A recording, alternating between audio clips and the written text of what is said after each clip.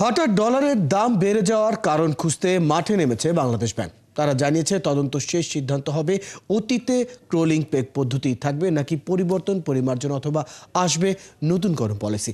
আর বিশেষজ্ঞরা বলছেন কোনো নিয়ম না বেঁধে ডলারকে বাজারের উপর ছেড়ে দেওয়া উচিত। অনুপ্রতীক্ষিত তরুণের প্রতিবেদনে বিস্তারিত। সানবিট সব দিবে সামাল। সানবিট ম্যাজিক প্রেস ডিশওয়াশিং এর মাথা ঘোরানো সলিউশন। ডলারের বাজার নিয়ন্ত্রণে চলতি বছরের ৮ মে ক্রলিং পেগ পদ্ধতি চালু করে বাংলাদেশ ব্যাংক। তখন ১০ টাকা দাম বাড়িয়ে প্রতি ডলারের ভিত্তি মূল্য নির্ধারণ করা হয় ১১৭ টাকা। এই ভিত্তি মূল্যে ২% বেশি কমে কেনাবেচা হওয়ার কথা ছিল ডলারের। তখন থেকে বেশ কিছুদিন মোটামুটি ১২০ টাকার মধ্যে প্রতি ডলার কেনাবেচা হতেও দেখা যায়, যদিও তখন থেকেই এর চেয়ে বেশি রেটে ডলার কিনতে হচ্ছে আমদানিকারকদের।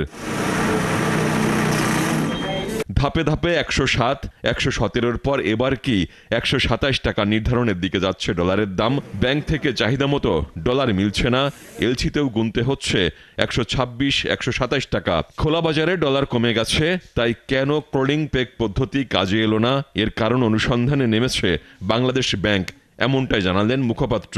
আমাদেরও মনিটরিং সিস্টেম বলছে যে ডলারের রেট একটু ঊর্ধ্বমুখী রয়েছে। তো এর কারণ আসলে আমরা নিজেরা খুব যেটা অনুমান করতে পারছি যে ডেফিনেটলি চাহিদা বেড়ে গেছে, যে কারণে আপার লিমিট আর লোয়ার লিমিট যেটা আমরা সেট করে দিয়েছিলাম এর মধ্যে হয়তো ব্যাংকগুলো থাকতে পারছে না। চাহিদা কী কী কারণে বেড়েছে, তার মধ্যে ইম্পোর্ট বেড়ে যাওয়ার সম্ভাবনা আছে, অন্য কারণেও থাকতে পারে। কী কী কারণ আছে এবং কিভাবে এটাকে অ্যাড্রেস করা হবে, ইতিমধ্যে এটা নিয়ে বাংলাদেশ ব্যাংক কাজ করছে, আমরা পর্যবেক্ষণে রেখেছি।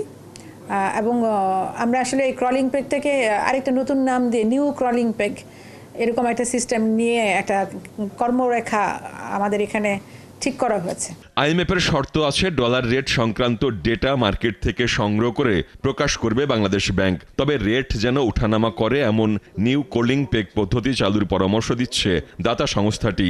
তবে এই ব্যাংক বিশেষজ্ঞ বললেন বাংলাদেশ ব্যাংকের উচিত ডলারের মূল্য বাজারের উপর ছেড়ে দেয়া। আগের ক্রলিংয়ে যদি ভুল থাকে, আপনার মনিটরিংয়ে যদি কোনো ভুল থাকে, সেগুলো কারেকশন করে আবার আপনি আগের জায়গায় ফিরে যাবেন, ফ্লোটিং এক্সচেঞ্জ রেটে চলে আসবে। আমার মতে ফ্লোটিং এক্সচেঞ্জ রেটে চলে যায় ভালো। এইভাবে আপনি এই প্রত্যেক দিন এইগুলো নিয়ে, আর হঠাৎ হঠাৎ তো ডিমান্ড সাপ্লাই তো বাড়বে, ডিমান্ড সাপ্লাই বাড়ার জন্য তো উঠানামা করবে, এটা তো মেনে নিতে হবে। So this is market economy. Bangladesh ব্যাংকের ডেটা বেজে চলতি অর্থ বছরের শুরুর দিনে ডলারের রেট রেকর্ড করা আছে প্রতি ডলার ১১৮ টাকায়। সোমবার ২৩ ডিসেম্বর তা দেখানো হচ্ছে ১২০ টাকায়, যেটি প্রকৃত বাজার দর থেকে ৭ টাকা কম। এখন প্রাইসটা বেড়ে যাবে কিনা এই মুহূর্তে বলা কঠিন। আমরা যেটা আসলে খুবই চেষ্টা করছি যে বাজারমুখী করার জন্য। অনুপ্রতীক্ষিত তরুণ, ৭১, ঢাকা।